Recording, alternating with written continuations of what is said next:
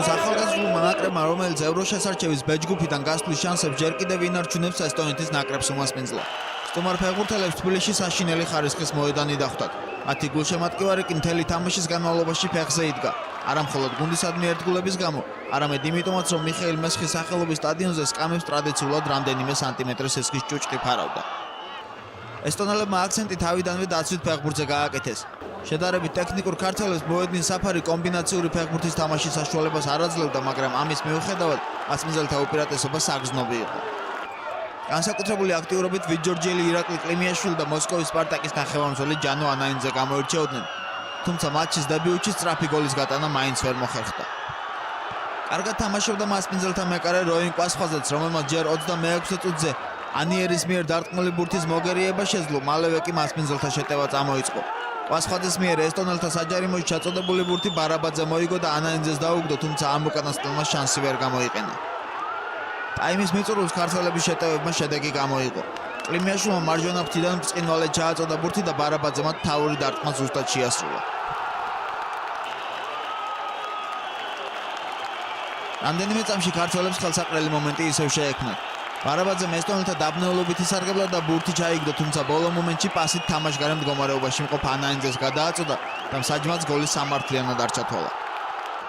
შესვენების შემდეგ ბევრი არაფერი შეცვლილა. საქართველოს ნაკრები კიდევ ერთი ბურთის გატანას ცდილობდა.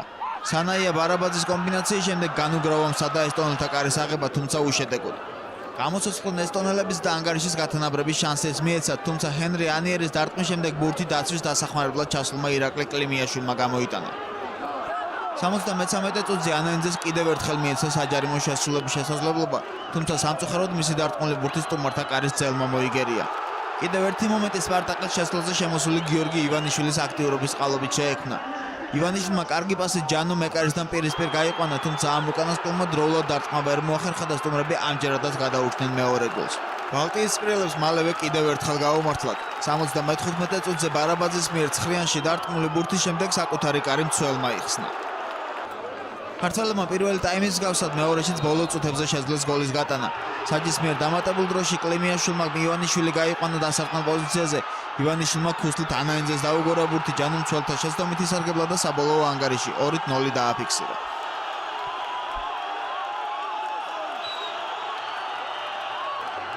ყველა გულშემატკივარს დიდი მადლობა მინდა გადაუხადო იმ ხურვალი გულშემატკივრობისთვის, რომელიც დღეს ჩვენ სტადიონზე დაგვხვდა და ჩვენ წინ გვაქვს კიდე მნიშვნელოვანი თამაშები და იმედი გვაქვს, რომ ეს წარმატებით გავაგრძელებთ. რა დიდი მადლობა ბიჭებს და თქვენ ყველას.